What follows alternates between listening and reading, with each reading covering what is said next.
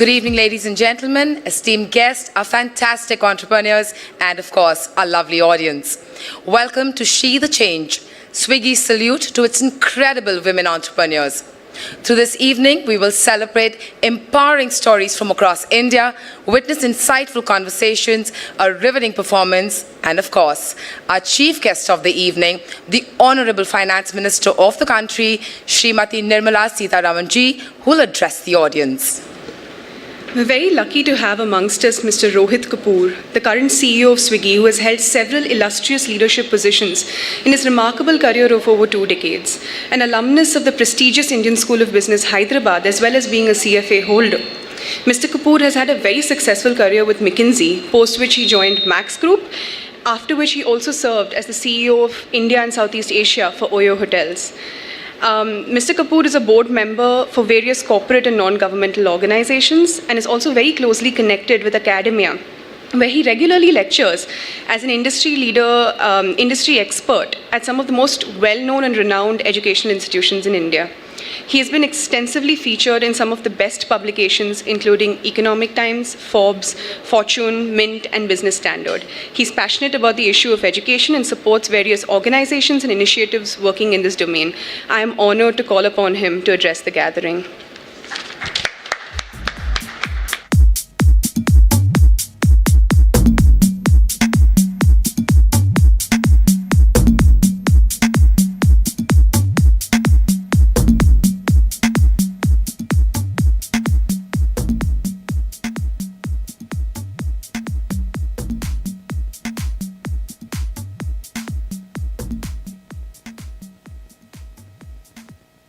Okay. Good evening. So, I think my evening has started well. I met a little boy, Ethan, if I got the name, and it's wonderful to see some of you bringing your family members. And so, first, let me extend a very warm welcome to all the family members who have come. Apart from all the women restaurant partners, entrepreneurs, my colleagues, it's a nice, warm, cozy evening, nothing too formal about it, despite the FM being the chief guest. So as usual, you know, my team has given me a lot of data, statistics to speak about how Indian women participating in the economy helps GDP, etc., etc. But I think the only data points I want to read out to you are related to Swiggy first. We actually never counted it this way. But this time on Women's Day, which was early in March, we asked a simple question: how many women entrepreneurs are associated with us? And while we knew many, we did not have a real number which we had counted. And we just calculated, and so it's a staggering 53,000 women entrepreneurs. I think if you just sort of, in a restaurant thumb rule, and some of you have only taught us this, that maybe every restaurant on an average employs about 6 people, right? Or influences the livelihood of 6 people. That way, indirectly, you are already generating 3 lakh jobs in the economy. All the women entrepreneurs who are on Swiggy. The good part is, this is a very small number. And it is just growing month on month, year on year. But as I said, like, this is the only numbers I'll speak at this evening, because numbers sometimes do tell a story, sometimes they don't. Right? Why have an event like this at all? There are 2 sides to this debate, saying, you know, we don't need to call it out, things will happen on their own, women are anyway strong, they're progressing, they're marching, so there's no need to call this out and do special events to celebrate. That's one school of thought. I do think it's important. And I personally feel it is not important because of only gender. It's important because stories inspire. Each story which is known to multiple people, travels, inspires people you don't even know about. So when somebody comes on this platform, let's say, who's running a cloud kitchen in Gurgaon or Bombay, you won't even know it. But you would have inspired somebody in Raurkela to start a cloud kitchen, right? And it takes a lot of stories to inspire and continuously do better. I think it is even more important because while we may want to believe that the society has completely changed, many of you in one-on-one conversations told me when I was visiting some of the restaurants during Women's Day that this is a good thing, which means that even successful women entrepreneurs like you who are sitting here still know that it wasn't exactly like a man's world to get here. Was it? Can I hear it like a little more? Was it? No, then why not? And I'm a father, I have a 20-year-old son, 12-year-old daughter. I think it starts in our families, right? It starts with the expectations boys grow up with and girls grow up with. It starts with saying, the boy at 20 knowing that they have no choice but to do something, and the women being told you have a choice if you want to. आप बेटा देख लेना, आपकी जो मन है करना, right? And that choice itself is patronizing to some extent. Because the act of saying that means you have an option not to do. I personally believe every individual has a right, ability, platform and desire to live to their fullest potential, to be financially independent, and then at some point have a choice not to do anything or to do whatever they want to do. But it has to be a choice which is comes out of a position you are allowed to dream, reach, experience, live, love, fail, and rise again as an individual independent of a gender. I think the day when that happens, we don't need such events. But it's part of the journey. I think each such event, each of you, more than the event is just a nice excuse to get 50 brilliant, fantastic people in the same room, right? Is when your stories travel and they become normal completely. ये तो होना ही है, ऐसा ही होता है. Then I don't think we need any event. That momentum would be fully established. I think, let me relate some of the stories at least I have heard. I travel a fair bit in my job. One of the most endearing parts of my job, the part I love the most, is not Excel sheets and presentations and intellectual discussions on strategy, which is, Harsha is here, Harsha knows I can do a bit of it, but I don't enjoy it as much, is traveling and being with the people where the action is. And I remember I was in Rishikesh just 2 months into joining Swiggy, and I met a woman entrepreneur who said that the life changed because of, are you sitting there? Yes, there she is. So she'll bear me out that I'm speaking the truth. And I think she shared with me, welcome, that the life changed and, you bought your house with, and it is all a bunch of stories which just tug at your heart and sort of, you sleep well at night knowing that there's a reason for doing something which is way beyond numbers and finances and money and everything, right? And these are the stories which get created. I was in Kerala, and the son told me that his engineering, everything is being funded by the mom, who's running a small bakery shop. And the son wanted to go to the US, and that kind of. I think there are dozens and thousands of these stories. Now, how do we take this forward, right? I have a request for all the women entrepreneurs out here. When sometimes people ask you saying, चालू करे क्या? Tough है क्या? आपको क्या लगता है? Right? मेरा भी मन कर रहा है. मैंने भी सोचा था शादी से पहले कुछ करना है मेरे को. But उसके बाद बच्चे हो गए, ये हो गया. These are common stories. These are not, I think, nobody is to be judged here, but there are stories which will always exist. Do nudge them a little bit, saying, try करो ना. ज़्यादा से ज़्यादा क्या होगा? Fail हो जाओगे. Right?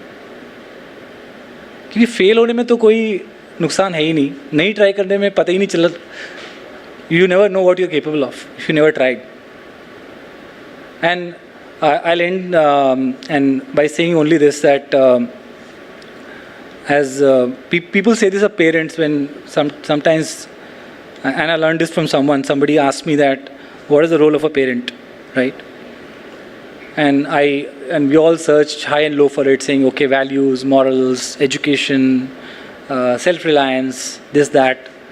And in one simple line, I think it's to give our children roots and wings, right?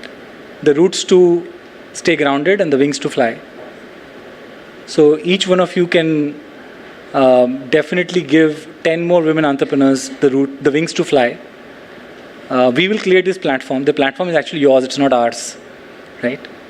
It is she the change, not we the change, right? So the platform is yours. We'll create the platform.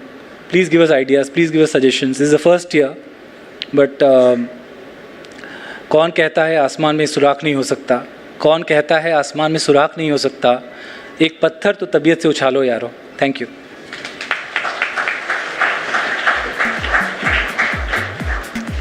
Thank you so much, sir. So guys, can we just hear it up for him once and say to ourselves to giving everybody roots and wings to fly. Well, next in the event lineup, we have a panel discussion, and the discussion is about what does it take to build a successful F&B brand.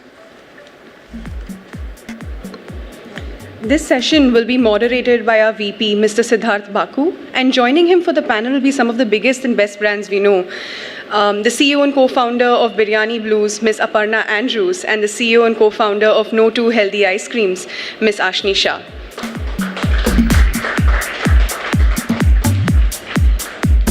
These individuals have built some of the largest and most successful F&B brands and are here to share their stories of success. I'm extremely sure the session is going to pack a bunch because biryani and ice cream usually anyway do.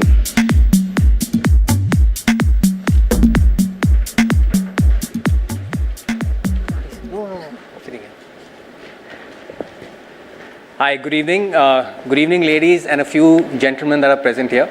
Welcome to She the Change. Today we have two inspiring ladies, right, and they will be sharing their entrepreneurial journey with all of us. Let me start with Ashni Shah. She is sitting towards my left. She is the co-founder of No 2 Healthy Ice Cream. She actually finished her education in creative entrepreneurship, also dabbled in a business in fashion accessories before she sort of dived into getting into the ice cream space with her husband and started the brand of No 2 Healthy Ice Cream. They also secured a $2 million funding round a few months back, which has been fueling their expansion, capacity planning, and also investments down the road. Thank you so much, Ashni, for joining us. We then have Aparna Andrews to my extreme left. She is the co-founder of Biryani Blues. She's an alumni of NMIMS. She started her career in the financial service space, was doing really well, and then she again sort of decided with her husband to get into the F&B space. They started Biryani Blues in 2013 when I think food delivery was almost non-existent, and today they are running a scale of around 65 outlets based out of over 7 cities with over 1,000 employees, and that's the kind of scale that they've achieved. So big round of applause to both of them. So Ashni, starting with you, given you were already in entrepreneurship to some extent, what was the inspiration behind No 2 Healthy Ice Cream? Yes. Hi. Hello. Am I audible? You're audible. Yeah. Good evening, everyone. I think how No 2 started was it originated out of a little bit of a personal journey and a personal requirement. So both my husband and I, we've been blessed by these Gujarati genes, means we need sweet after every meal, and we were oscillating between this journey of binging on sweets and then going on crash diets, which was not a very healthy space to be in. So we started exploring different categories, and we realized that the ice cream industry has this massive gap. There has been no disruption in the category for a while. We went back and forth on the product. The product was something that was acceptable by not just us, but friends, family, and we realized that there's a bigger audience out there who's looking for healthier alternatives, and hence we sort of got into this space and decided to launch it as an actual business and not just a product for ourselves. Got it. Interesting. So given ice cream is also a seasonal business, right? Did you ever think it's a risk of getting into this category, or did you have a different point of view altogether? Honestly, when we got into it, I don't think we thought so far because, of course, we did a lot of research. We figured out how legacy brands in the industry were selling, and yes, we knew that there would be some downtime in the year, but the goal was always to scale pan-India so that, at least certain geographies can take you through if certain geographies do have seasonality in it. So the idea was to make sure that you're available in most of the cities so that your seasonality is also mitigated to an extent. Understood. Just so that all of you know, Ashni has recently also launched another brand called Bombay Ice Cream. It's just over 3 weeks old, and it's already started to deliver some good results. Aparna, coming to you, I know this anecdote that you didn't like the biryani which was being served in Gurgaon, so you sort of decided to jump ship, but what is your story? Well, I'm from Hyderabad, and I always wanted to be an entrepreneur. So when I was doing my MBA itself, I knew I wanted to be an entrepreneur. But I was working in the consumer finance business for around 10 years. I worked with GE and with City Financial. But I always had this itch, so there came a time when I had to make a decision. It was now or never. And we chose biryani because one, we are from Hyderabad, we understood the product well, we missed the product in Delhi, and we used to fly down biryani from Hyderabad every time, keep it in our freezer and eat it over days. And we thought, frankly, that the restaurant business was an easy business to start. We realized very soon that it's not. It's a really tough business. But when we started itself, we knew that biryani was a very good mix of carbs and proteins, and it was a very highly satisfying meal, had a universal appeal, and we knew it would deliver very well because it's very easy to heat up a biryani at home. So with that thought process, we started our first store in Gurgaon, which did very, very well. And soon enough, we opened a central kitchen, then we opened another store, and we got, our first fundraise from Carpedium Capital, and that's how we kept expanding. Got it. And now, since your brand is celebrated over a decade now, if you have to just look back and say that, what were the key hurdles that you faced in your journey? What would they be, and what would your advice be around how to sort of tackle them? Well, after our first fundraise, there was a time when our business was doing really well, and we decided to grow using debt. It was a big mistake that we made, okay, and that was a learning for us later that we should not grow on debt because it's extremely expensive. And what ended up happening was during COVID we were really hit, and we had to pay back all that debt, but we recovered, and now we are also profitable. So I think we've come a long way. Got it. Great to hear that. Ashni, to you, yours is a more recent brand, right? How would you describe your journey in terms of the challenges that you faced initially that you had to overcome? I think, so we are completing 5 years this May, and the biggest challenge that we faced was people didn't understand the concept of a healthy ice cream. So there was a lot of education that we had to do, talk to customers. So in our first 6 to 7 months, I would be, along with my co-founder, be at every single event that we did. We wanted to talk to customers, understand, make them understand why this is a healthier alternative, what makes it lower in calorie, give them the understanding of how we've made the product. So I think that was the biggest challenge, where convincing people that yes, that 85 calories we've put in the front is a genuine number. It's not a marketing scam just to make you pick up the product. Mm-hmm. So I'd say that was one of the challenges. Supply chain was another challenge because, we need to maintain a certain minus temperature from start to finish till the customer gets the product as well. And the infrastructure back then was not so great. Today, however, things have moved a lot forward in that. So it's a lot easier today. But I would say these were couple of the challenges we did face initially. Got it. Understood. So you're saying educating the consumers on the product and that it's actually sugar-free in that sense and low calorie. Correct, Got it. yeah. Interesting. Now that your business is set up and you're doing decent amount of business through online delivery as well, right? As per you, what are the top 2 to 3 critical elements that one should take care of to grow business in the online space? So I think, we are a digital first brand, and this has happened because of food tech allowing us to penetrate market faster. When we launched, it was either parlor or FMCG, and it's a very expensive way to sell ice cream.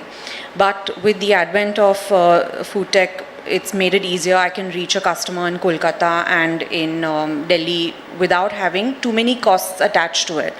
Having said that, a couple of things which I feel important from Notto's perspective and that's helped us is consistency, product consistency. It's, at the end of the day, when you're selling food, taste is what people get attached to.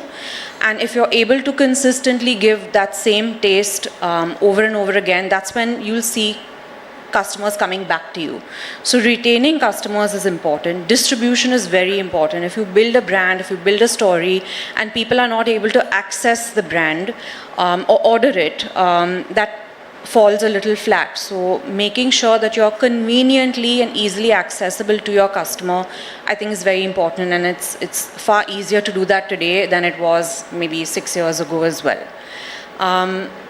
I think for most food brands, taste, consistency, accessibility, value, what value are you creating with your product, what excitement are you creating with your product for the customer is also very important, whether, especially online, because you can't really touch and feel the product. It's the packaging, it's the visual elements that attract you to buy it. So, Understood. Aparna, coming to you, you were one of the earlier adopters of online delivery, right? How has your experience been? What would be your advice to fellow counterparts to say if they have to grow on online ordering, what are the 2 to 3 things that they should focus on? See, without doubt, in the food business, the number one is consistent taste. Okay, that matters. Now, when you're expanding to achieve that in a product like biryani, for example, is a very complex product. It's not centrally made; it's made at every store. So your standardization, your how you train your team, that matters a lot. And the food business is a purely, it's an execution business. So as long as you're able to give the right value to the customer in terms of taste and price, I think that's what really will matter eventually. Because how much ever marketing we do, nothing is as important as what the customer feels when he puts the food in his mouth. So that's, I think that would definitely be key. Yes, there is a lot we can do in the online space to get ourselves known. Whether it's advertising, you make sure that you're available across the city, many other avenues, but the most important will remain food quality and taste. Got it. And given biryani is such a loved category, right? It's the highest selling cuisine in India. There's so much of intense competition. How do you keep yourself relevant? One is obviously you said sustain the quality, sustain the taste. But how do you sort of adapt to changing consumer preferences? How do you innovate? Could you throw some light on that as well? Well, in my experience, customers are actually looking for some kind of a comfort food, so they are actually looking for something they've already ordered. They're not really looking for new flavors all the time, specifically in the delivery space, may not be so in the dine out space, but in the delivery space, consistency would be key. On innovation, we've also, for example, we keep innovating. We introduce new products. We introduced a brown rice biryani, healthy variants, a lot of combos. We also introduce very value pricing, which of course can only be done if your supply chain is really strong. Because the pricing of what pricing you give to the customer, everything depends on your supply chain. So if the supply chain is strong, you're able to maintain the food quality and still give a good price, that also would matter. Understood. And Ashni, you spoke about that you continue to sort of hear your customers. and iterate your product, right? So any recent innovations that you also sort of come up with within your brand? Yeah, I think as a brand, I also agree with what Aparna said. At the end of the day, people do come back for the chocolates and the vanillas and the coffee, but the Indian consumer likes to see variety on the menu. So what we do is also keep innovating, whether it's a bar, whether it's fruit popsicles, whether it's a taco-shaped ice cream. Every summer season, we have a new category launch, which generates excitement so that there may be customers who have dropped off, customers who've forgotten about us. They come back, because of the new excitement and the category that we've launched. And the hope is that they end up sort of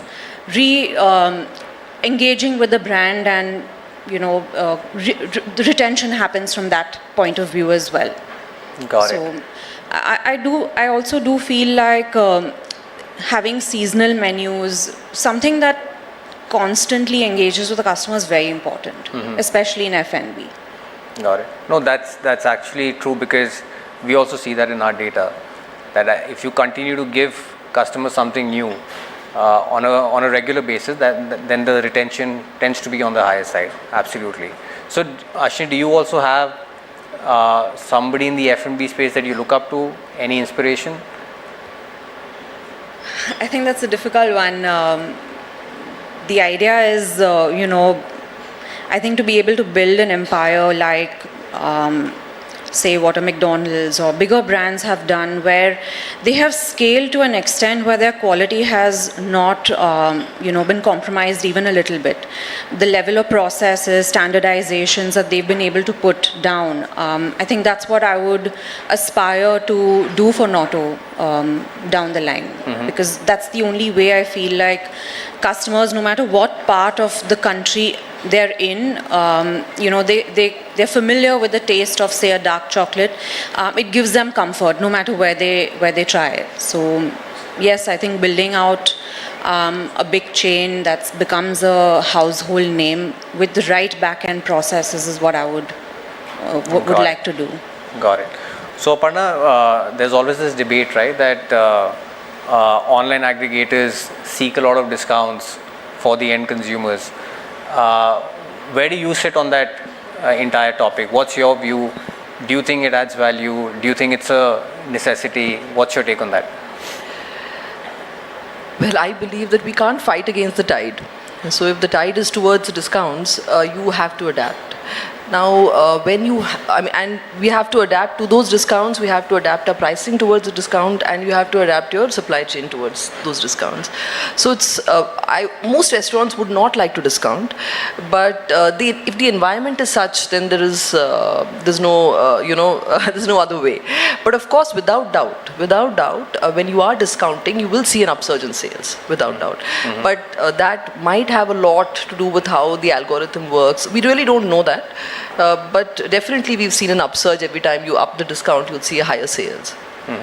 So basically, you're in the space where discounts are necessary to a certain extent, but probably put them in pockets where you'll get a better ROI, right? Absolutely, absolutely. And Aparna, given this kind of scale that you have now, to run this scale on a daily basis, what are some of the things that you go through in terms of, as an entrepreneur, what are the challenges that you go through? See, we started with one store and now we have around 65 stores. The learning that we have is to keep the menu simple.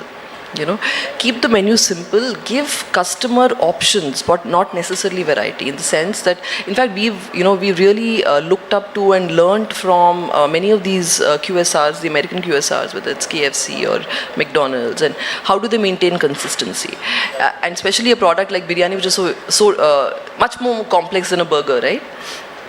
So what we've done is we've kept our menu very simple. We make a few SKUs and we ensure that we bundle them in different ways so that the customer has variety and choice.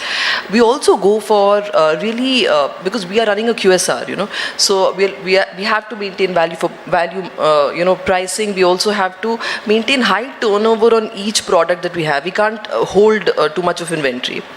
So considering all that, I think keeping the menu simple is the number one key. Challenges are many. many. The biggest challenge I would say is, for someone like me and Raymond, we started Biryani Blues without any understanding of business. We learned it, along the way. So I think fundraising has been a challenge for us, but we've got through that, and continuous this particular business has very high manpower attrition as well. So that's another, one needs to have a strategy on how to deal with it. So of course, again, what we have done is we've kept our processes very, very simple. Mm-hmm. So our process is around 80% back end and 20% front end. And the front end business, which is at the store, is very, very simplified. So typically we can hire a fresher and we can, we hire a fresher and we get them going in a week to 10 days, which has also happened because we've innovated in how to make the biryani. That's the biggest thing that I think Biryani Blues has achieved, and that's how we're able to break even, because our manpower cost is really low compared to the other, QSRs. So, got it. So simplicity in processes, simplicity in yes. the menus that you provide. Simplicity is key. Really, reducing the learning curve in a high attrition segment. Number of SKUs are very low. Mm-hmm. Simple things like that make a lot of difference to make the business profitable. Got it. And Ashni, what's your take on that, given that you are also now present in almost 90 outlets across the country? Yeah, about 100 outlets now. Yeah, so how do you manage scale? I think team management is something that is definitely a challenge, because when you're in F&B or FMCG, attrition is pretty high. So our challenges were trying to make our processes simple as well, so that no matter who comes in and out, it's a very simple on and off that happens. The other challenge that we faced is manufacturing. It's about a year and a half ago is when we leased an ice cream factory and took all manufacturing in-house, and getting ice cream made and then marketing it and selling it is very different from making it yourself, supplying it, selling it, marketing it, all of it, right? So it's an added layer of complexity, and there's been a lot of learnings for us there as well. I would say that that's one of the biggest challenges, but it's an interesting challenge that we're overcoming day by day, a little bit. Got it.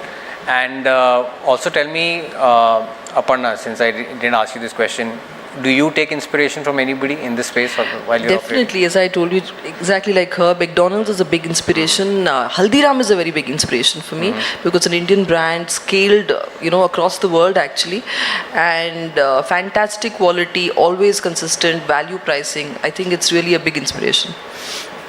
And how much do you think marketing your brand plays a role today? One is obviously some of your brands work through word of mouth. You're landing a consistent quality product with people, it will sort of gain traction over a period of time. But essentially, to build a top of the funnel, which is slightly faster than what a pure word of mouth will do, what are the kind of investments that you look at from a capital allocation standpoint? What are the kind of interventions that you look at when it comes to marketing your brand? Very honestly, we've not done enough on the marketing side. Okay. We would have liked to do much more. If we had more funds, we would have done much more. But definitely, marketing is key, because your brand has to be. People have to know what it stands for and why they need to buy this product vis-a-vis others, because there is so much competition in the biryani space. We, of course, have an offline presence as well, and that has worked wonderfully for us. Just having a signage, on a main road, people pass by and they start recognizing Biryani Blues, and that's worked really well for us. Yes, a 360 marketing campaign always works. We've done our bit of radios, print, etc. But nothing, I don't think we've done enough. I wish we could do more. Got it. And Ashni, what about you? So I think building a brand is very important. Today people like buying into a brand story, not just a product, right? Because competition, product, I think differentiation eventually dies down because as the category expands, as more and more people come in and do it, and that's where your brand really wins.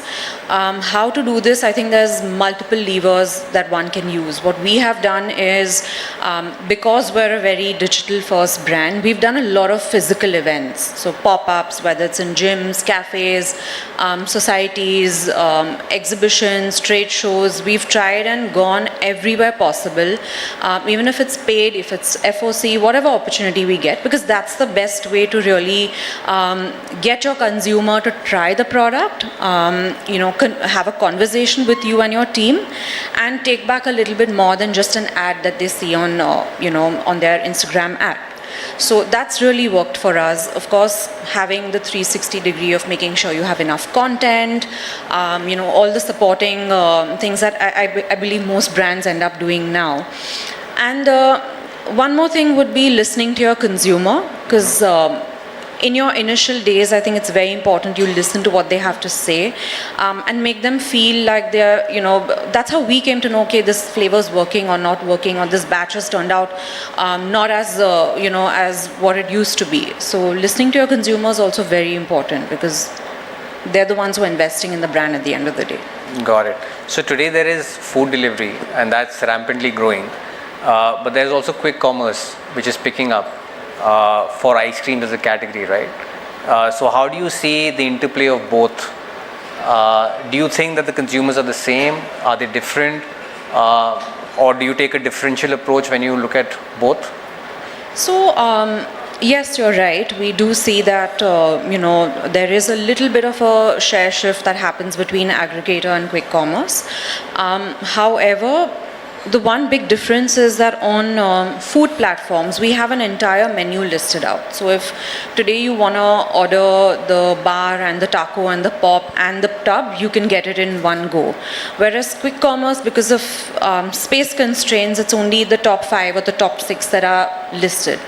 So yes, I think it's a little bit of how retail works, where you go to a supermarket and then you end up buying a bunch of things that you might not have intent set out as an intent to purchase. I think quick commerce will be that. It's your online kirana store. It's here to stay, but I do feel at some point it's going to correct. Got it. Yeah. Got it. Understood. Aparna, given your tenure in this space, right, any example of a time where you were really counting on something from a business standpoint, but those ideas sort of didn't plan out or get executed in that fashion? Any regrets or anything that you felt you were passionate about, but it didn't sort of show that result? There are always ups and downs in any business, and we've faced our share of downs. The first was, of course, COVID, because overnight we realized we had to shut so many of our mall stores, and they were closed for a year. So there was a big financial burden. So I think that's probably the most challenging period for us. Other than that, there are always small things. Sometimes you launch a new product and you think it's going to really do well, but it doesn't happen. But that's part of the learning process. And you end up launching a product where you're not very, very sure, but it does very well. So things like this keep happening. It's part of the journey. Got it. And any interesting snippets about the brands in terms of milestones that you achieved that you'd like to share with the people here? Well, this in fact, this financial year FY24, we're going to break even at a corporate level, which is really very meaningful for us, because we're probably the only biryani brand which is profitable. That's a big milestone for us. Got it. Also, given the span and the coverage that you have today, do you feel that the consumers in respective states view your brand in the same fashion, or do you still try a differential approach for, say, a Bangalore versus a Delhi NCR versus a Bombay? Well, see, we definitely, consumers will look at your brand differently, because we are much more known in NCR vis-a-vis Bangalore. So I think Bangalore will take us more time. We need to market more, we need to get ourselves known more. On a product level, we do not want to differentiate the product too much, essentially because it really, complicates the supply chain. you know. So we haven't yet tried that, but it might be a learning and something that we might want to look at in the future. Got it. Ashni, now that you're here, there are a lot of women and entrepreneurs here. If you would like to give them some advice on, which they can use in their businesses, what would that be? Any words of wisdom from your end? I think, when you start out a business, and this is, I think, something that happened when we started out, we thought that we could do everything ourselves because it's our baby. We want to do this and we want to do that, and we want to make sure that everything is done the way we have thought of it.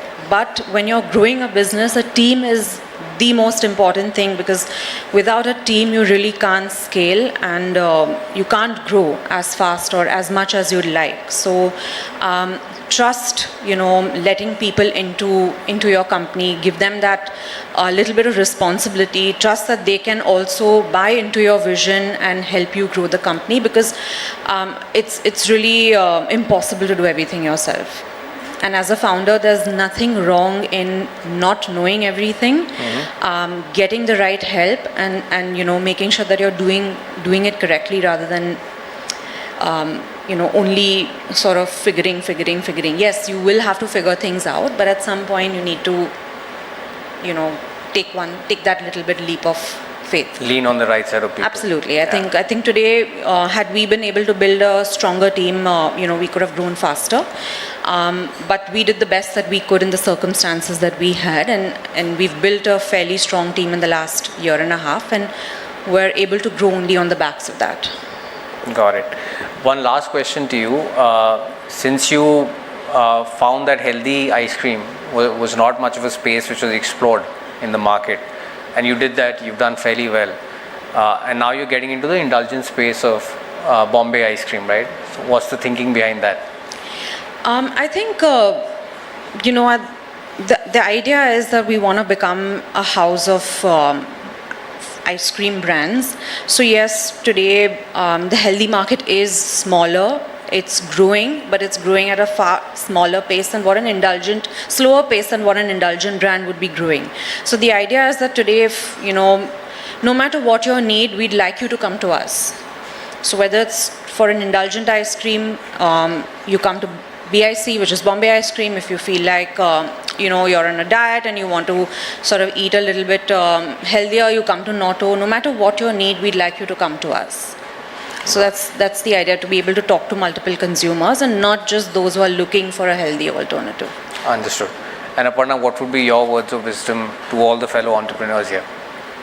I don't have too much wisdom, but when I started my entrepreneurial journey, I never really thought about that I'm a woman and I won't be able to do something which others can. I think I just went with the flow. I did what I wanted to do, and that's the advice I would give all of you. If when there's a will, there's always a way. So just go ahead and do make your dreams happen. Got it. And what are your future plans? What are your expansion plans for the brand? We definitely want to open more physical stores, and more in NCR and more in the north of India. So we want to, right now we are heavily NCR focused. We want to make sure that we spread ourselves across the north of India, post which we will focus on further expansion in Bangalore. Got it. Thank you so much, Aparna. Thank you so much, Ashni, for gracing the occasion. Folks, a big hand for both of them. Great having you. Thank you.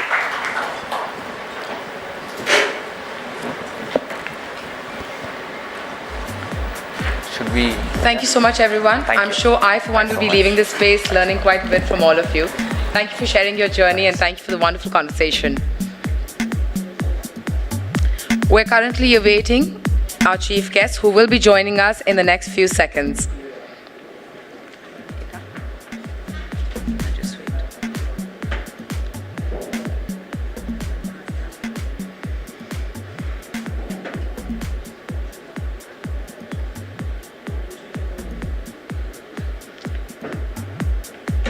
Why is it being removed? Why is it being removed? The teleprompter? You have it, right? This is mine.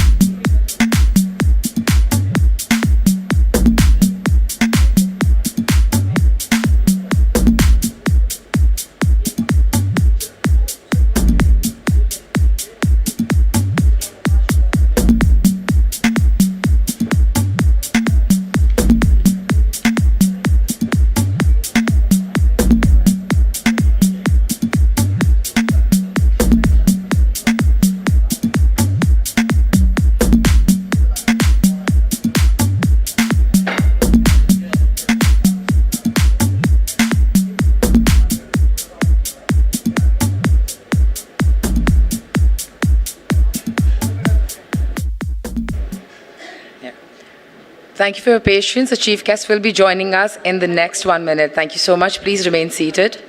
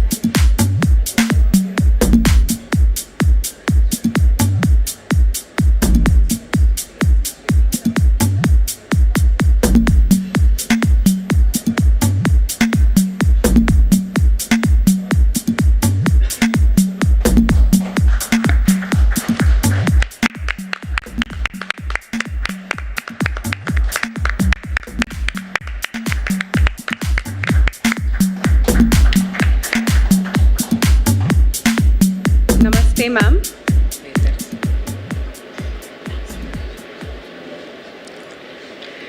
Namaste, ma'am. It is an unbelievable honor to be in your presence and celebrate our entrepreneurs with you. I request Mr. Rohit Kapoor, our CEO, to welcome the Honourable Finance Minister on behalf of everyone in the audience.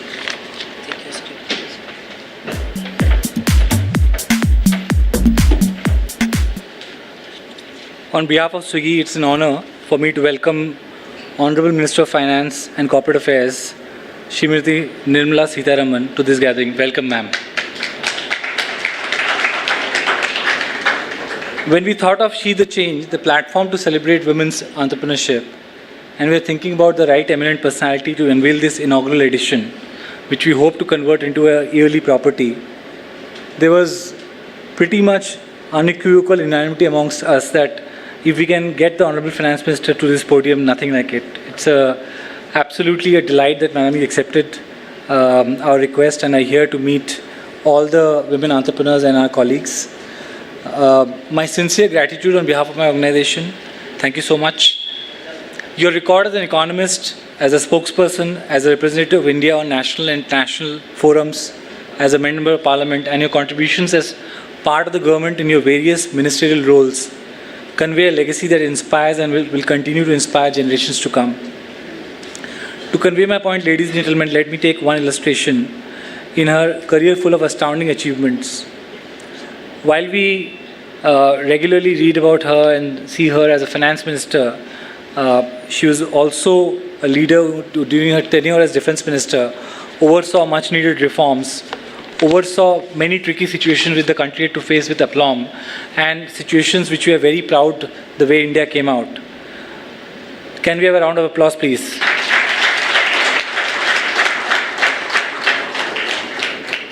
Thank you once more, ma'am. And I can't describe how much your presence means to all of us, to all the women entrepreneurs out here, to all my colleagues, including a lot of senior women colleagues who have flown in from different parts of the country to be with us today. So while Harsha sitting next to myself, the entire family of Swiggy, which includes 400,000 delivery partners and 300,000 restaurant partners, 53,000 women restaurant partners, we welcome you, and we'll request you to come on stage.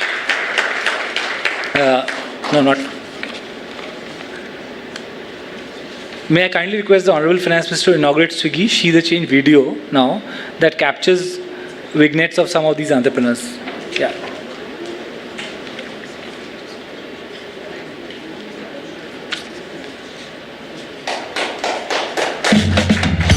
Women entrepreneurs are at the forefront of the entrepreneurial revolution in India.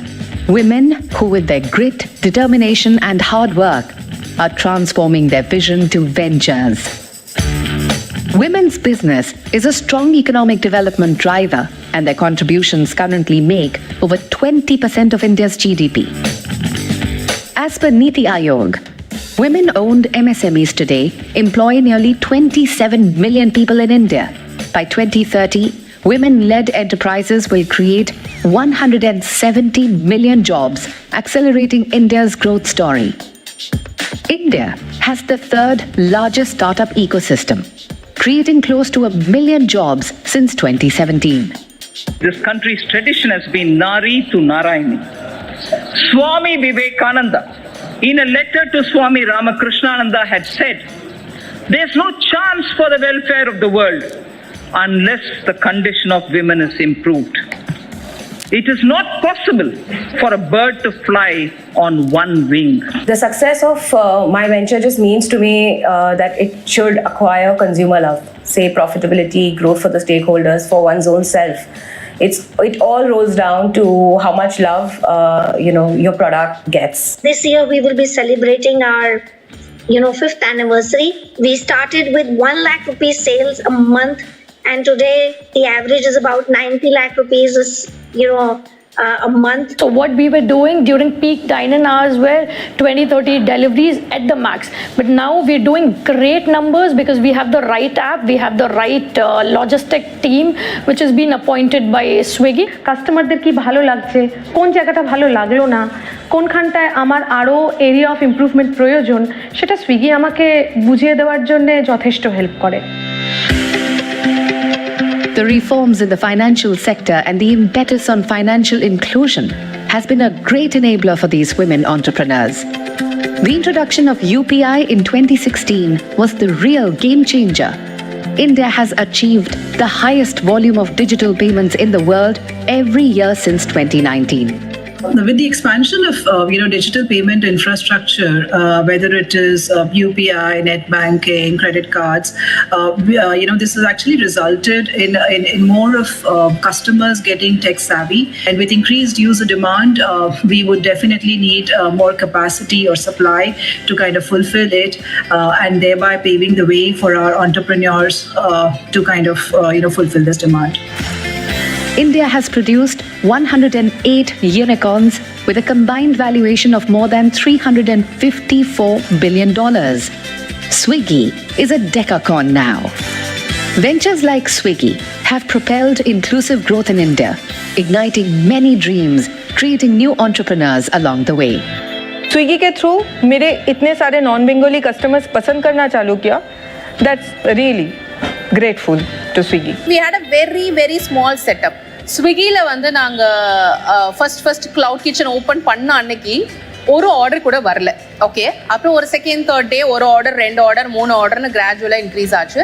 இன்னைக்கு வந்து per day Swiggy மட்டும் we are doing 200 orders. नए customer के साथ में जोड़ते हैं Swiggy के थ्रू. एक तो मेरी डिलीवरी पार्टनर्स है, उनको कैसे हैंडल करना है, और टोल फ्री नंबर से वहाँ से फ़ोन आती है, कोई भी प्रॉब्लम हो तो लोग सॉर्ट आउट करके उसको सोल्यूशन देते हैं वहाँ पर. Swiggy has been great because the account managers have been very instrumental in helping us increase the sales.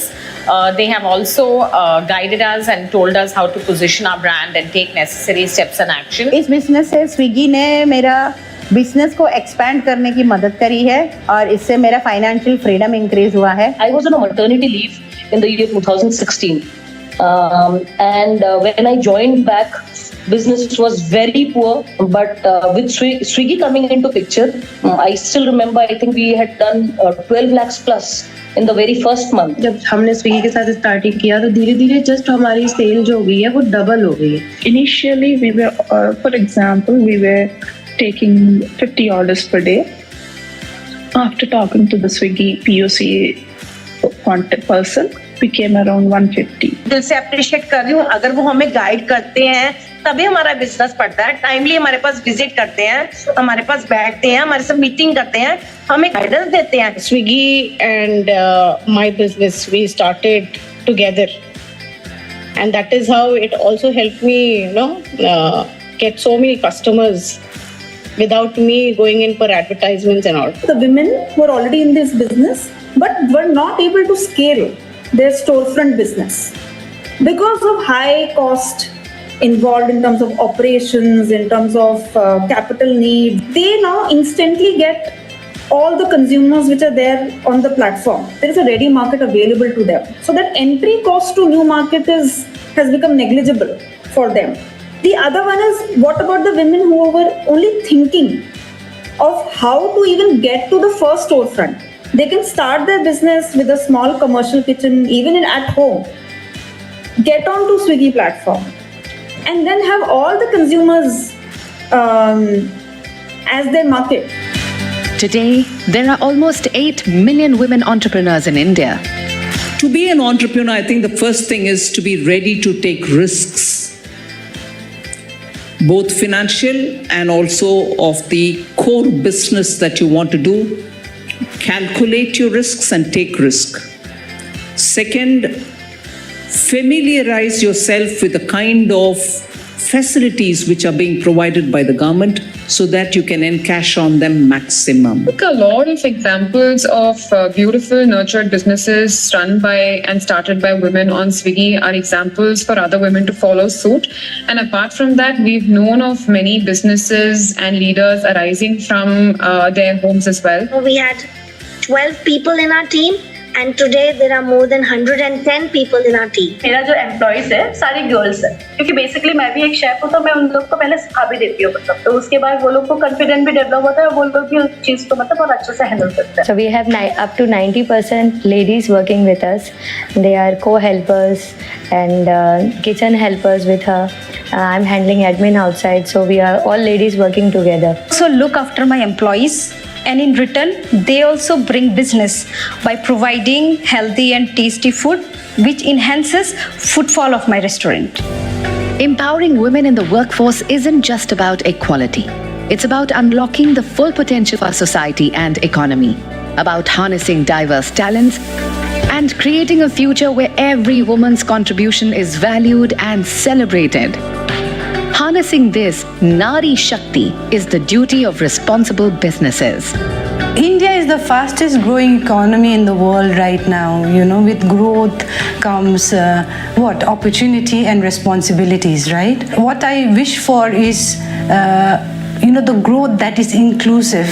And as far as women are concerned, we are super women any which ways. So we can do anything. আকাশ যদি আমাদের limit হয় তাহলেই কিন্তু আমরা এগোতে পারবো. A woman should support a woman and grow together. ചെറിയ സംരംഭമായി തുടങ്ങി പടിപടിയായിട്ട് ഉയർന്നു വരാൻ എല്ലാവർക്കും പറ്റും, എല്ലാ സ്ത്രീകൾക്കും പറ്റും. As a commemoration of Nari Shakti, Swiggy is felicitating some of the finest success stories of inspirational women who have not only established successful food and beverages businesses, but have also created employment for several others and created an economic impact. Swiggy celebrates women entrepreneurs who are the embodiment of this impactful change.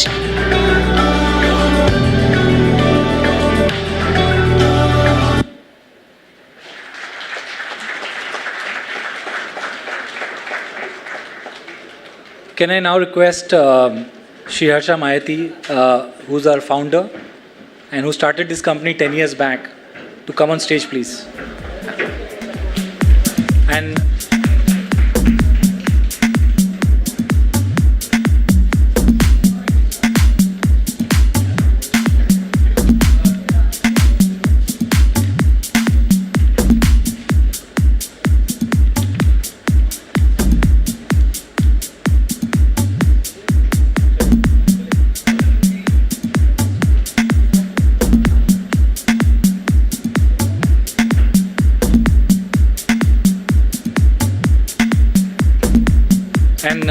it is now my pleasure to invite the Honourable Minister, Srimati Nirmala Sitharaman Ji, on stage to felicitate the women entrepreneurs who will be receiving awards.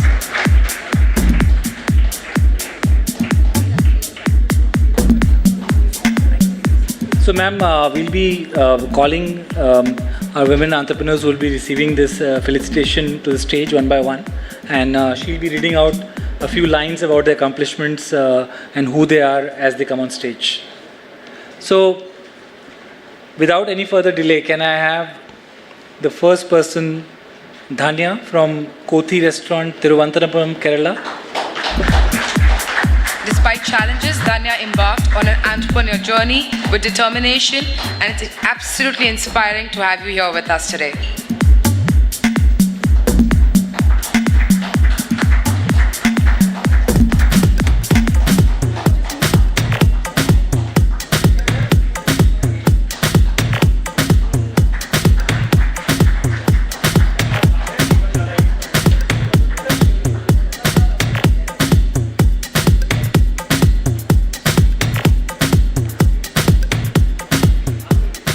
Thank you and congratulations, Dhanya. Can we have Miss Kakilati Pallavi from Higgy Multi-Cuisine Restaurant, Kakinada, Andhra Pradesh. Transitioning from a corporate career of 17 years, she found her calling in entrepreneurship. Her restaurant is all about healthy and comfort food.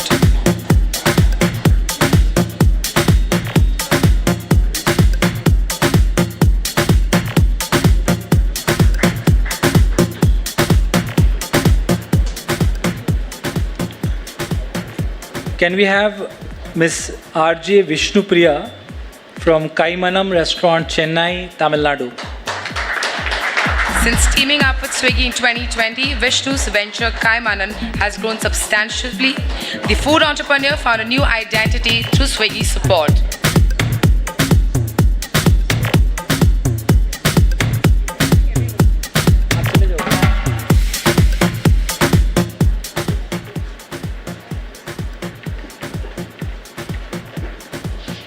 Congratulations, Vishnupriya. Can we have Miss Suparna now from Soup's Cake Lounge, Belgaum, Karnataka?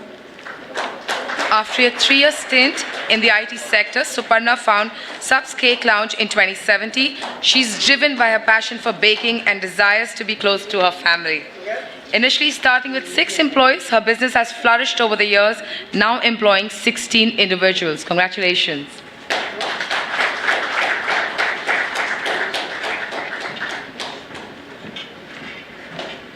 And now from the very beautiful Northeast, Miss Bonani Sharma from Long John Silver City, Shillong. Ms. Bonani attributes her success to the hard work and dedication to her team. She credits Swiggy for their valued customer feedback she was able to get that motivated her to make tailor-made menus. Can we have a bigger round of applause for each? Thank you.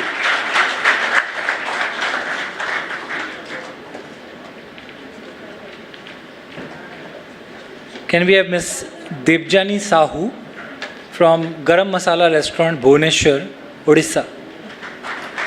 Debjani retained her entire staff through the pandemic, which she considers as her biggest achievement. And today it's very nice to see you here with us.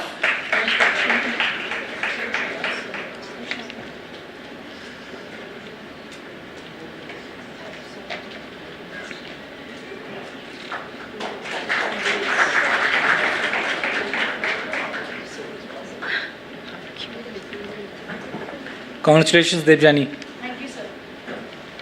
Now we have Miss Krishanu Roy from 7th Heaven Restaurant, Patna, Bihar. Ms. Roy's efforts have elevated her business from the ground up. Through her hard work and Swiggy's helping hand, she believes that her restaurant's visibility has soared high. Congratulations, ma'am.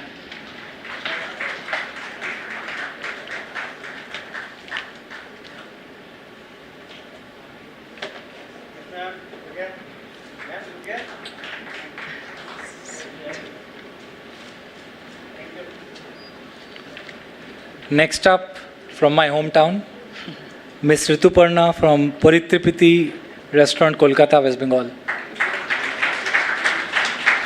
Rituparna focuses on providing simple and homely food for her customer, and she believes that Swiggy played a crucial role in strengthening this for her. Congratulations.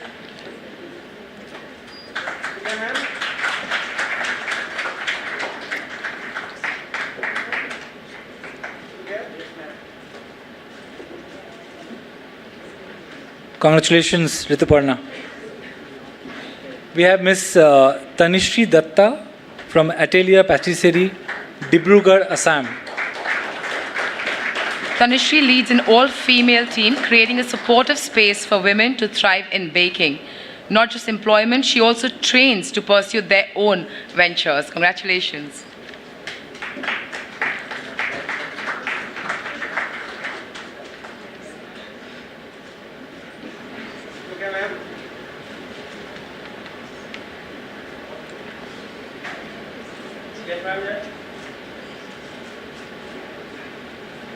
Moving to north, from the magical city of Vrindavan, Miss Asha Bharti for Bharti Foods, Vrindavan, Uttar Pradesh.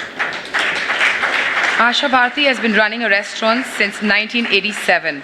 Despite a decrease in orders during COVID, Bharti Food bounced back strongly with home deliveries. Once the restaurant saw orders as much as 20,000 per month, but today the increase is up to 3 to 4 lakhs per month. Please give it up for her.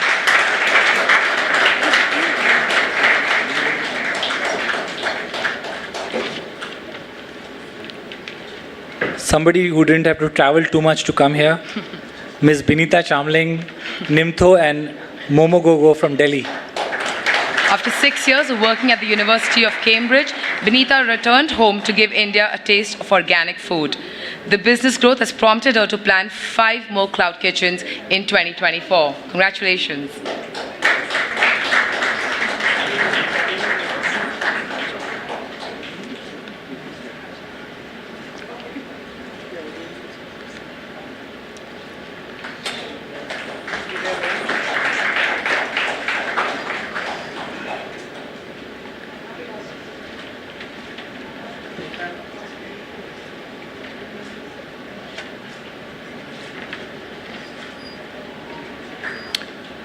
A cloud kitchen I visited just a couple of weeks back.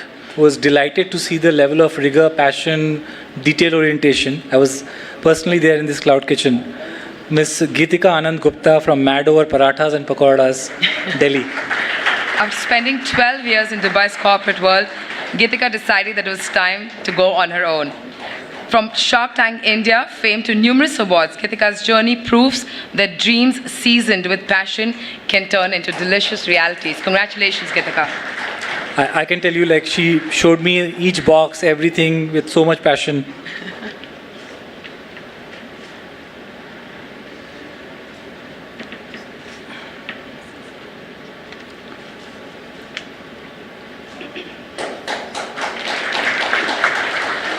So, ma'am, I must tell you this story before I invite the next person.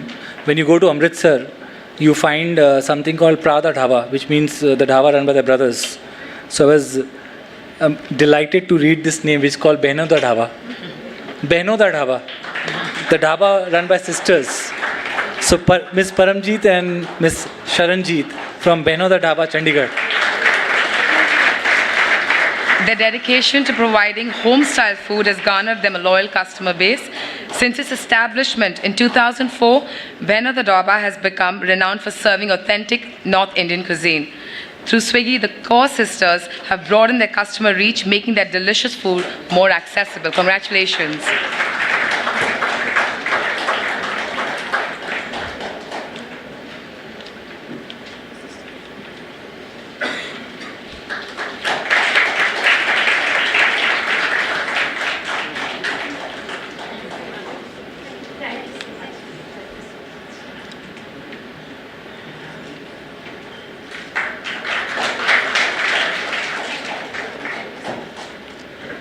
Next up is someone, again, I've visited personally, somebody who gives free pizzas on the delivery partners' birthdays.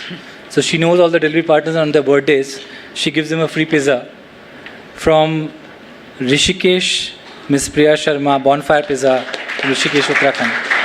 Priya wanted to give Rishikesh a taste of authentic pizza with Bonfire Pizza.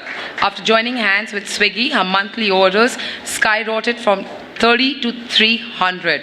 Her venture is now a true success story of collaboration between restaurants and Swiggy.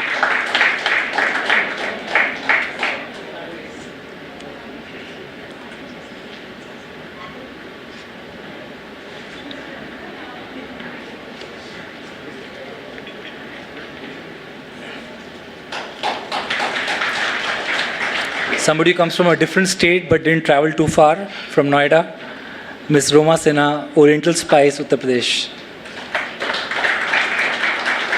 Miss Roma Sinha. Okay, I don't think she's there. Moving on. She's here? Okay, okay. Sorry. I didn't see you. My apologies. The light is blinding. I was disappointed that you're not there, but I'm glad you're there.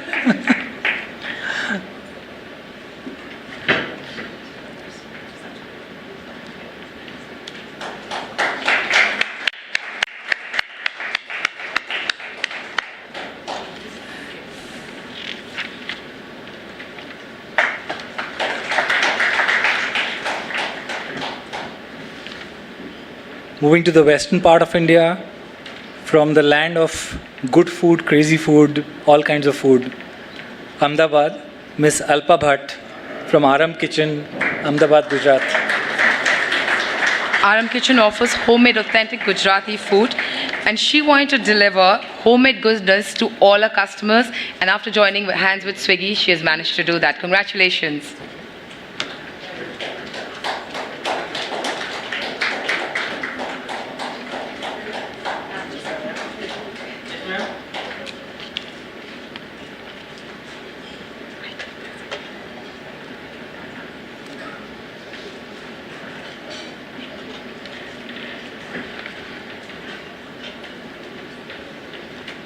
Next, we'll like to invite Miss Mariam from House of Biryan, Mumbai, Maharashtra.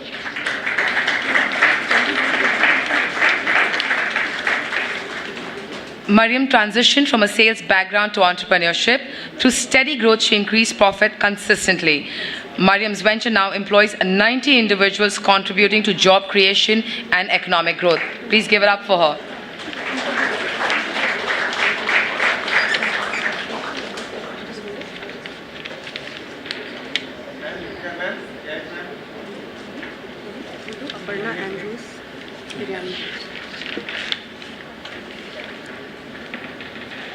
Next, we'd like to invite Miss Aparna Andrews from Biryani Blues, Gurgaon, on the stage, please. Yeah.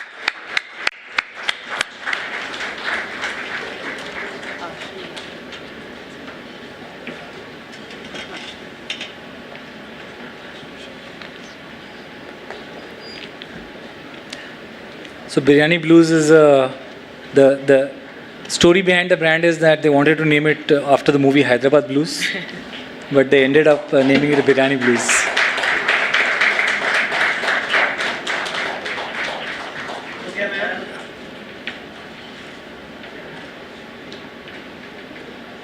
Aparna, 90 kitchens now? 90 outlets? 65. Wow. Okay. Getting to 90 soon. Okay. Last but not the least, Miss Ashni from Noto Ice Cream.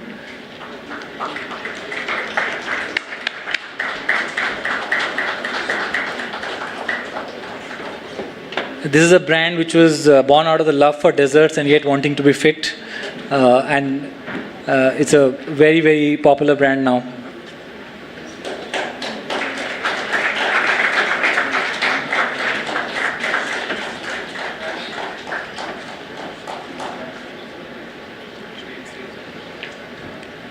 Got it.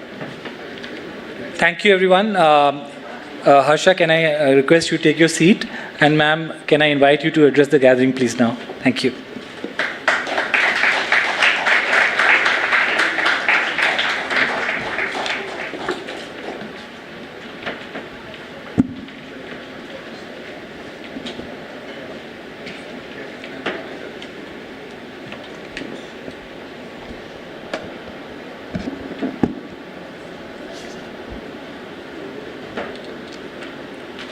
Thank you very much, and thank you to Swiggy, and congratulations to all the winners.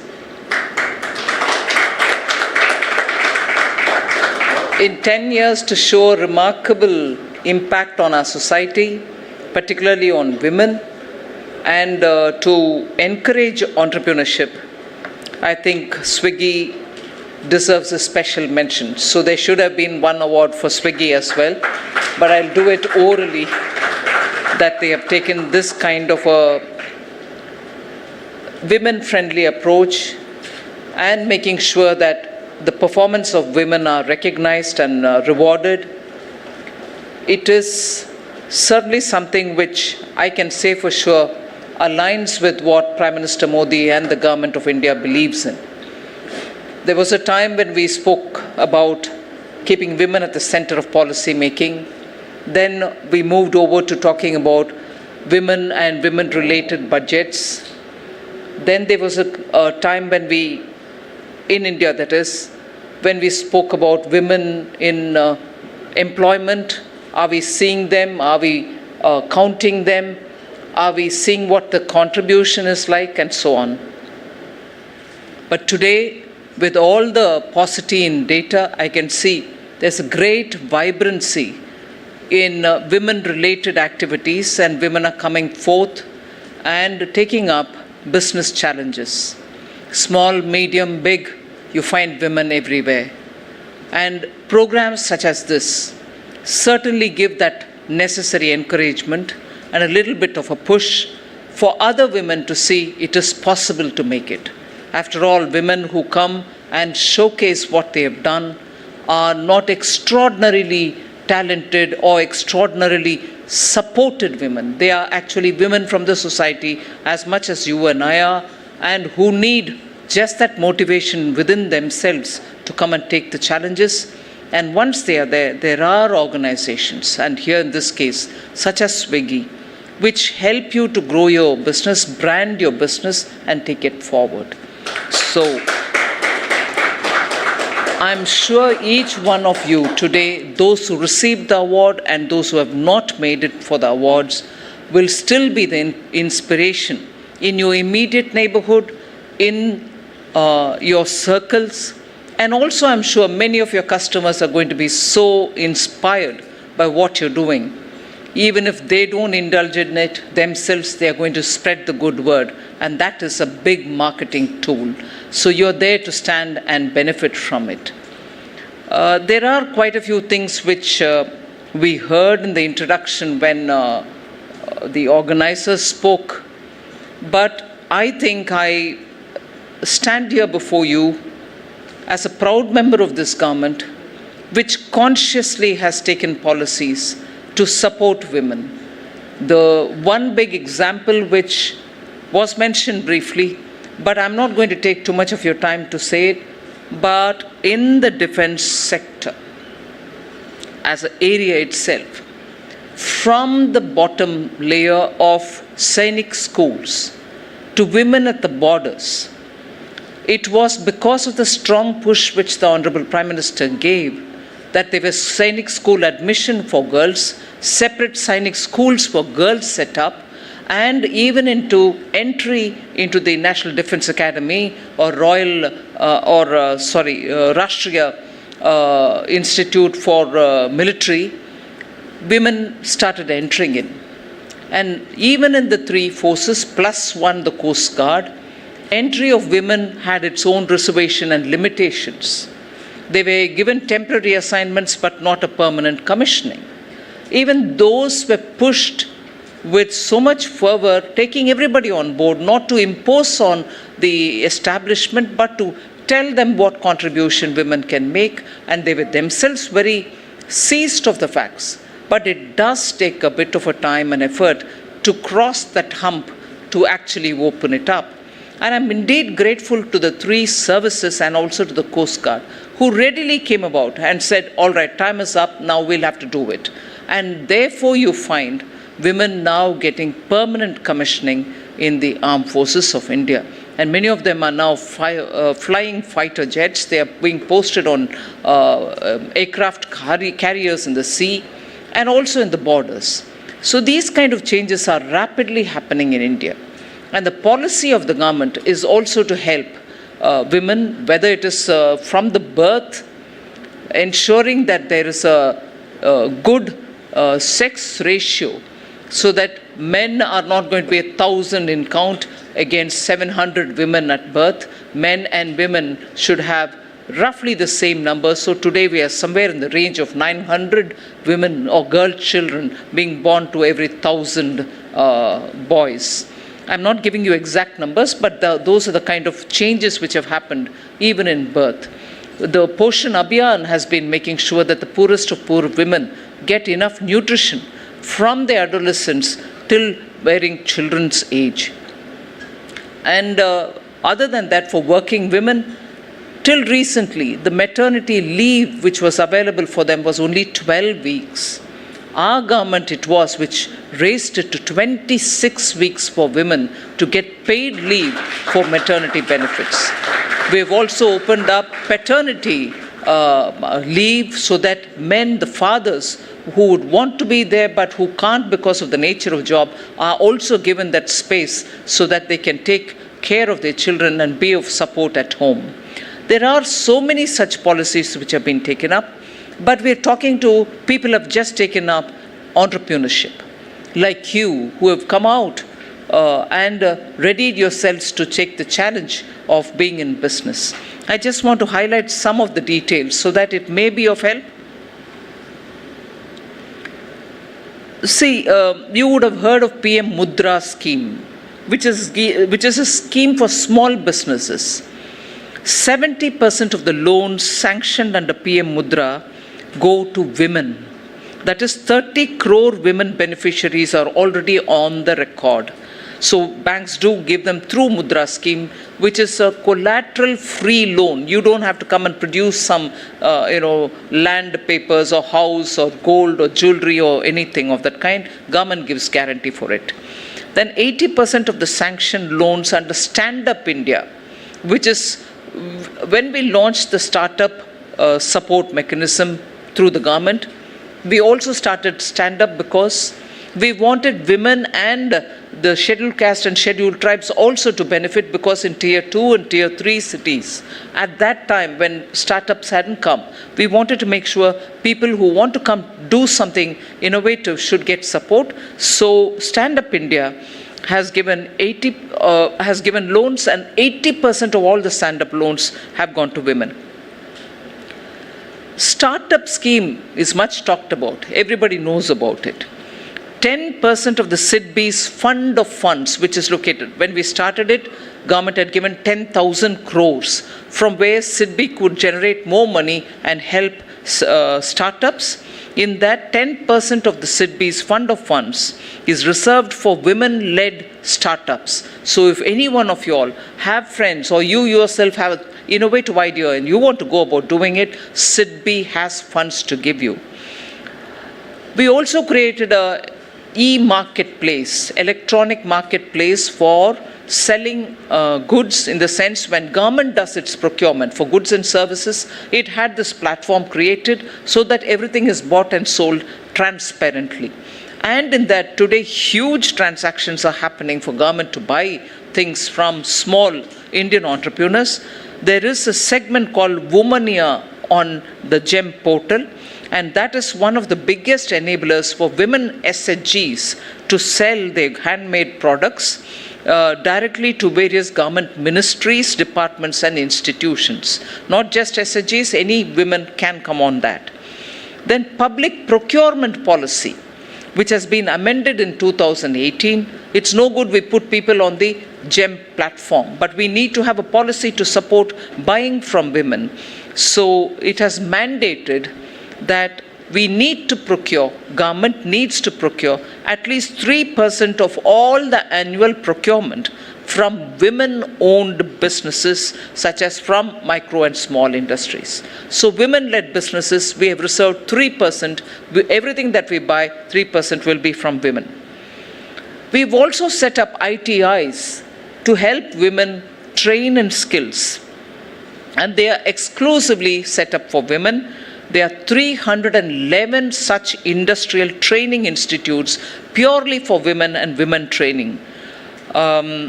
You probably also know that we are making a good effort in the rural areas for training women to operate drones, so that in villages, and I think this drone Didi is not just making women do the operation of drones.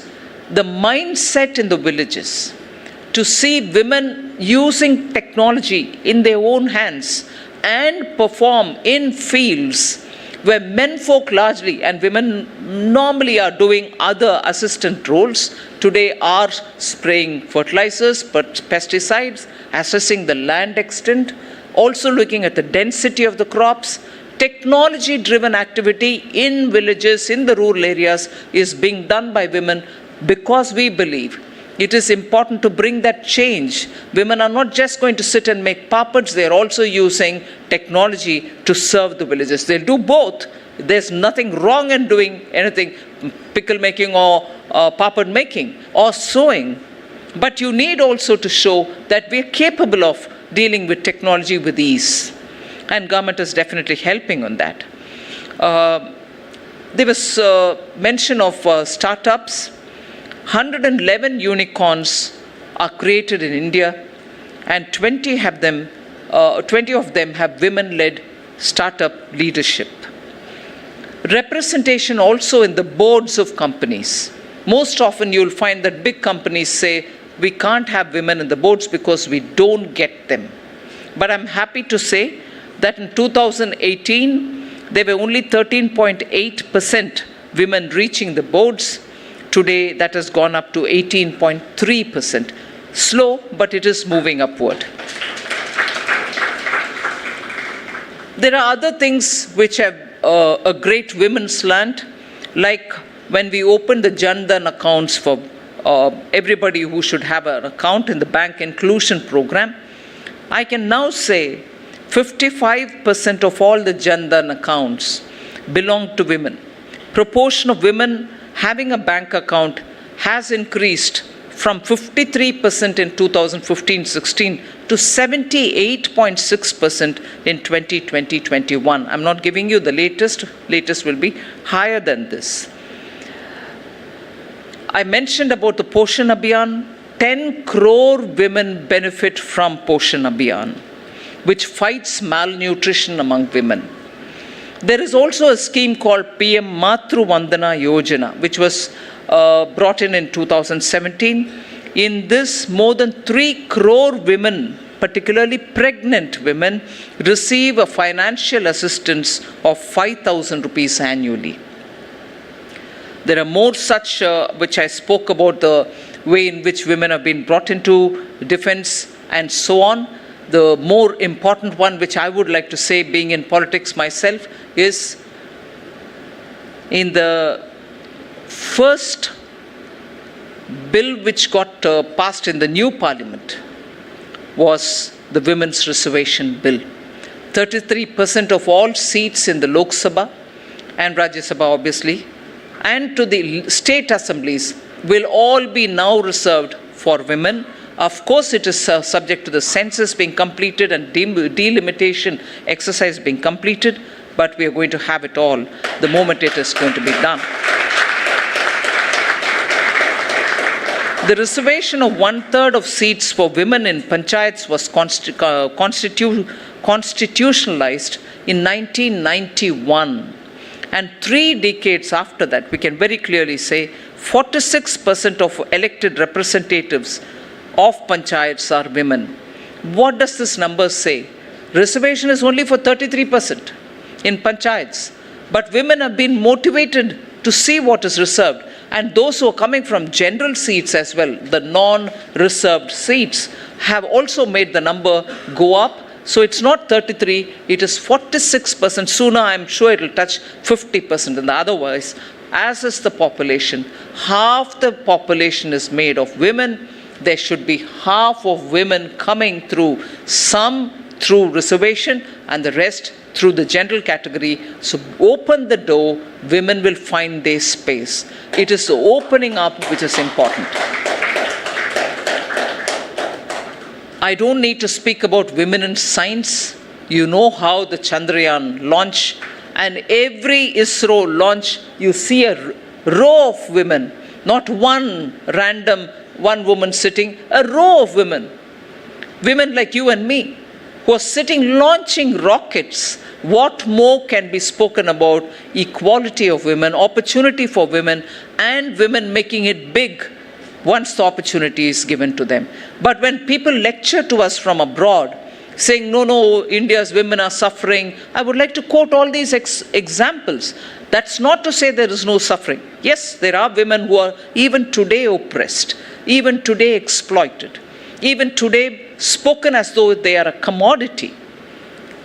I can't, being in politics, being in an election mode, I can't but refer to the awful reference to one woman candidate by another political party spokesperson, commodifying, sorry for that, making an object of that woman rather than thinking how best she can contribute and give constructive suggestions if you need.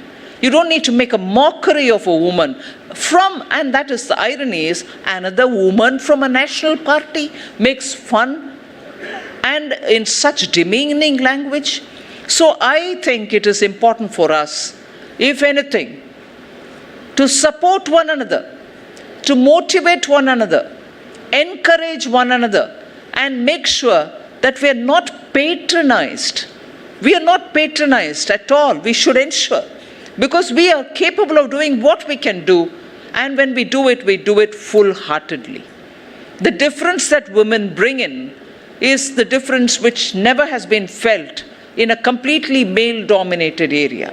It's not as if men don't want you, but once you come, you show what difference you can bring in. And look at the success you have shown here. And I would think, therefore, the first thing is for us women to be sure that we are going to be of constructive help, hold each other's hand, and make sure that we grow to contribute to this country. The government is here for surely listening to your voice and making sure that we contribute to this collective movement of women to say we have a role to play, whichever level be it, whichever domain be it, and we shall play that role full-heartedly. We don't want anyone among ourselves undermining us. It is important to take that forward, and I think organizations like Swiggy really do this business of supporting women, opening up opportunities to women. And look at the way many of you have said. You probably 2 years ago had only this many number of customers. Today it is 5x more, 4x more. These are not successes otherwise. They are by dint of hard work, your dedication, your commitment. And in what way, therefore, are you any less to anybody else? So I appreciate Swiggy for holding this meeting today. And I think all of us will have to take it upon ourselves to help one another, stand by one another, and if anything, promote women in a very big way. Thank you very much.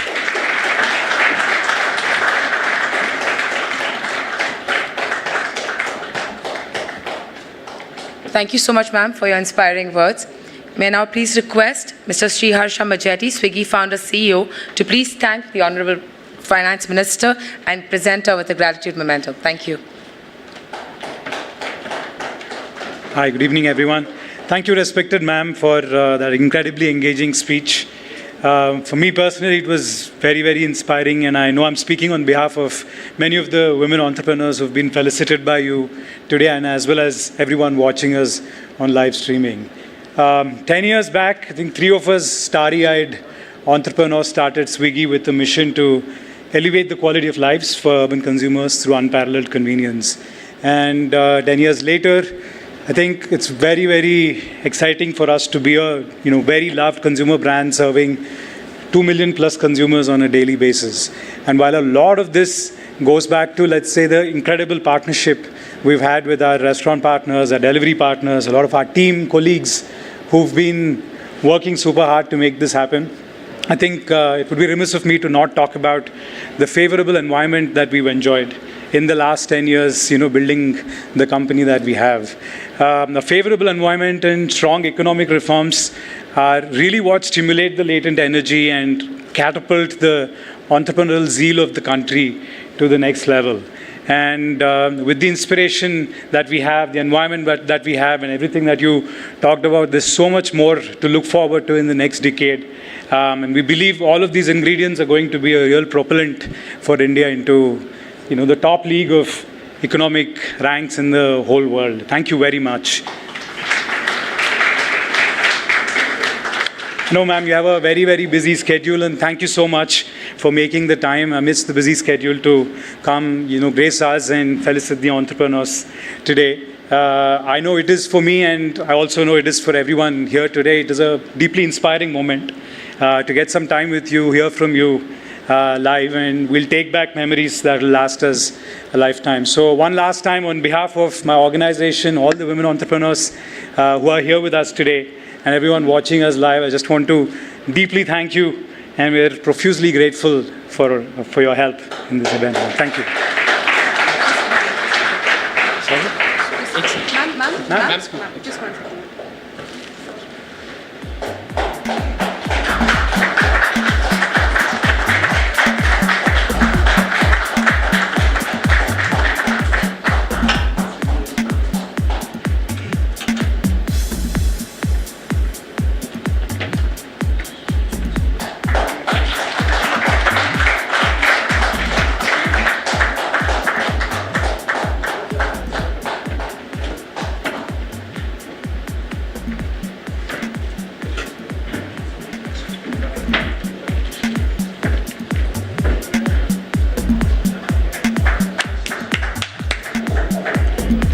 We now have a 15-minute tea break, but please do join us back because we have a lovely musical evening planned for all of you here. Please be back in 15 minutes. Thank you.